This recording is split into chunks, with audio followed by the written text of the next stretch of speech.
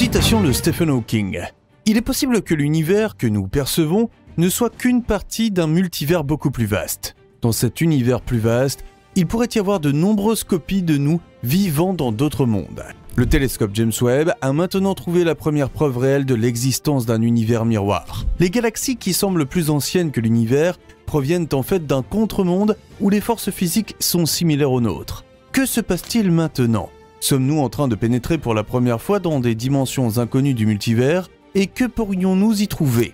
Les réponses à cette question nous poussent aux limites de la normalité, remettent en question notre conscience et nous catapultent peut-être dans une toute nouvelle réalité. Cela pourrait peut-être signifier la fin de la science telle que nous la connaissons. Tout est complètement différent. Les scientifiques ont enfin découvert la véritable raison des galaxies impossibles. Mais commençons par le début de l'histoire. C'était à l'été 2022 lorsque la NASA a fièrement publié les premières images du nouveau télescope spatial James Webb. Pour les profanes, l'image de profondeur montrait quelques beaux et brillants points de lumière et d'étoiles. Cependant, les experts ont immédiatement reconnu un incroyable amas de galaxies très anciennes. Les galaxies plus jeunes sont visibles de façon brillante au premier plan. Les plus anciennes apparaissent de couleur orange à rougeâtre et leur lumière est diffuse à flou. À l'œil nu, on ne voit pas grand-chose ici en dehors de quelques beaux effets de couleur. Cependant, le télescope Webb est capable d'analyser en détail le moindre point lumineux. C'est peut-être difficile à croire, mais James Webb peut dire à partir de ces points lumineux flous quand la lumière a été émise, d'où elle vient, quelles étoiles l'ont émise, quelle était la masse de la galaxie et quels éléments y prédominaient. Pour la première fois, les experts ont entre les mains des analyses complètes de galaxies très anciennes. La technologie du nouveau télescope est vraiment ingénieuse et grâce à la technologie infrarouge, James Webb peut enregistrer des traces lumineuses beaucoup plus fines que Hubble et donc regarder encore plus loin. L'âge des galaxies est déterminé par le décalage vers le rouge de la lumière. Si la lumière voyage dans l'espace pendant très longtemps, le spectre passe du jaune clair au blanc, puis au rouge et à l'orange. Les mesures de l'âge de ces galaxies ont provoqué un choc. L'une des premières galaxies confirmées sur cette image présentait un décalage vers le rouge de Z égale 13, ce qui signifie qu'elle est âgée de 13,5 milliards d'années. Pourquoi voyons-nous le passé ?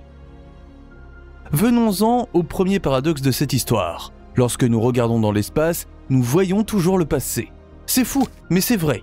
Même la lumière de l'étoile la plus proche, Alpha Centauri, met 4,3 années-lumière pour nous parvenir. Si nous regardons l'étoile sur Terre à travers un télescope, nous voyons la lumière qui frappe l'objectif ou le miroir d'observation du télescope. Nous voyons donc la lumière qui a parcouru 4,3 années pour nous atteindre, et c'est là que nous voyons le point lumineux dans le ciel. En réalité, l'étoile Alpha Centauri, ou plutôt le système d'étoiles binaires, a déjà voyagé plus loin et se trouve à une position complètement différente dans l'univers. Si James Webb capture de faibles impulsions de lumière qui voyageaient depuis 13,5 milliards d'années, nous voyons la galaxie là et telle qu'elle était il y a un nombre incroyable de 13,5 milliards d'années. L'image de profondeur n'est donc pas seulement une vue dans les profondeurs de l'univers, mais aussi dans le passé. Cela peut être un inconvénient, car nous ne pourrons jamais de façon réaliste voir l'univers sur Terre tel qu'il est maintenant. Nous devrions voyager dans l'espace pour voir les étoiles là-bas et telles qu'elles sont aujourd'hui. L'avantage est que nous pouvons découvrir ce qui s'est passé dans le passé du cosmos simplement en observant la lumière. Si le Big Bang a vraiment eu lieu il y a 13,8 milliards d'années, nous devrions au moins être en mesure de voir les époques à partir desquelles la première lumière a été créée sous la forme des premières étoiles. Et c'est là que le bas blesse. Les premières étoiles n'ont probablement pas existé avant au moins 500 millions d'années après le Big Bang. Cependant, la galaxie Glass Z13 existait déjà 300 millions d'années après le Big Bang, et il s'agit d'une galaxie, pas d'une simple étoile.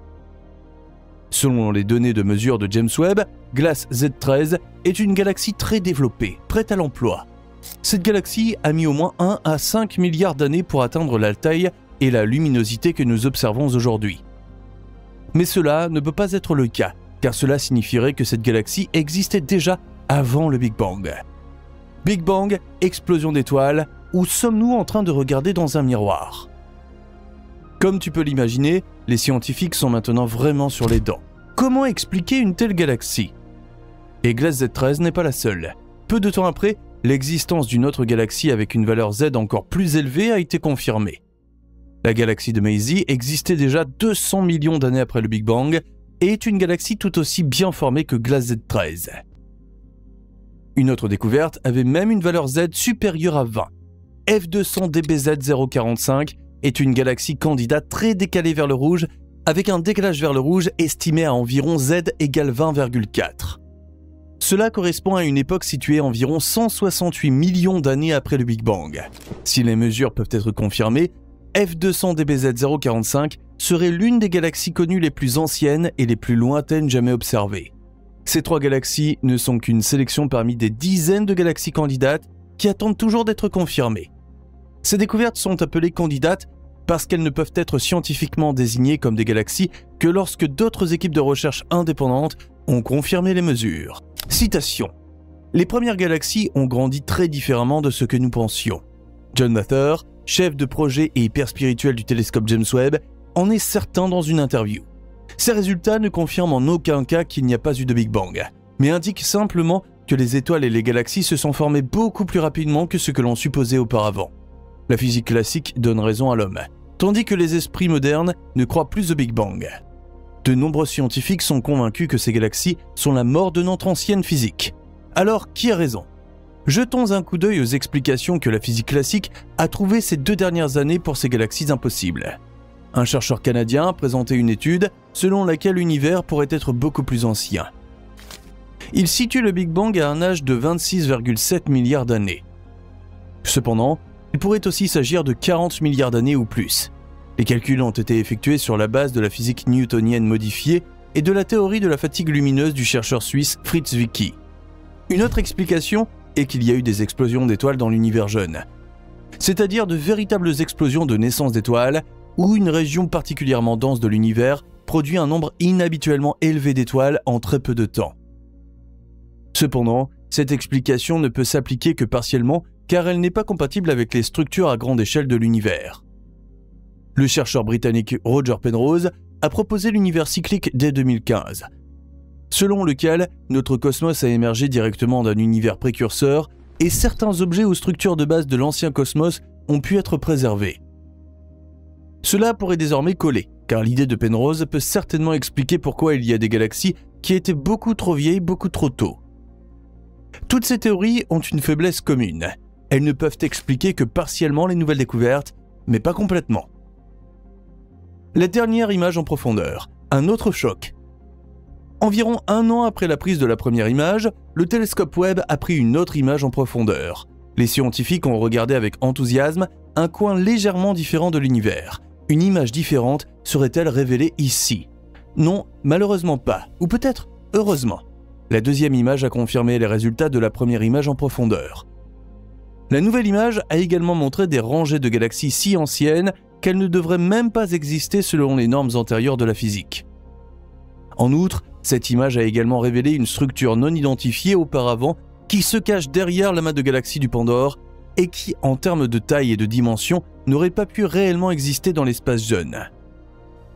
Les physiciens conservateurs sont peu à peu à court d'explications et la voie est libre pour de toutes nouvelles théories. Dans le domaine scientifique, nous avons la confirmation que notre physique des plus petites particules n'est pas encore compatible avec la physique des grands phénomènes du cosmos. La physique quantique et l'astrophysique ne peuvent pas être décrites à l'aide de formules standardisées. La seule théorie qui s'en approche est la théorie des cordes, qui mène directement au multivers, avec lequel les physiciens classiques ont encore du mal à composer. Mais pour beaucoup, c'est déjà clair. Nous avons ici la preuve de l'existence du multivers et d'un univers miroir. Si le monde des plus petites particules n'est compatible avec de grandes parties, telles que les étoiles et les galaxies, que si l'on suppose plus de dimensions que les 4 dimensions connues de l'espace et du temps, alors il doit exister d'autres mondes que nous n'avons pas encore pu voir ou explorer. Certains chercheurs sont d'avis que le fait de ne pas pouvoir voir n'est en fait pas vrai du tout. Ils affirment que nous rencontrons ces dimensions partout où la science se heurte à des problèmes insolubles, comme c'est le cas aujourd'hui avec les galaxies impossibles.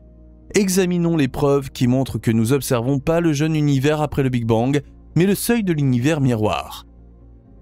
Supposons que notre cosmos existe comme la moitié d'un sablier.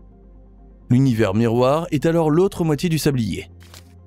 Il existe quelque part une transition ou un seuil où les deux univers se rencontrent et interagissent. Dans un cosmos multidimensionnel, il ne s'agit pas nécessairement d'un seul endroit. Ces transitions peuvent se situer à plusieurs endroits et à plusieurs moments. Si nous regardons l'image de profondeur, nous pouvons imaginer que nous regardons dans le passé dans le sablier et pouf, nous pouvons même regarder à travers le télescope magique du James Webb jusqu'à l'autre côté. Une galaxie particulièrement prédestinée à soutenir cette théorie est la galaxie de Schrödinger ou CERS 1749. Non seulement cette galaxie semble être inhabituellement vieille, mais elle fournit également différentes mesures de son emplacement. Les astronomes l'ont donc appelée en plaisantant la galaxie de Schrödinger. Le chat de Schrödinger est une expérience de pensée en physique quantique qui stipule essentiellement que rien dans ce monde n'a de forme définie et réelle tant qu'il n'est pas mesuré ou observé. En dehors de cette mesure, toutes les choses existent dans une sorte d'état suspendu dans lequel les éléments constitutifs de la matière peuvent exister sous forme d'ondes ou de bandes indéfinies à plusieurs moments et endroits simultanément. Une galaxie qui présente précisément cet effet pourrait être située exactement sur la ligne de miroir et à la transition d'un univers à l'autre. Mais l'expérience de Schrödinger en dit bien plus dans sa suite. Chaque résultat possible de l'expérience crée sa propre réalité, et cela signifierait qu'il existe d'innombrables univers et que toi et moi existons dans tous ces univers en même temps. Et nous ne nous en apercevons pas. Abonne-toi dès maintenant, il y a beaucoup d'autres vidéos à venir.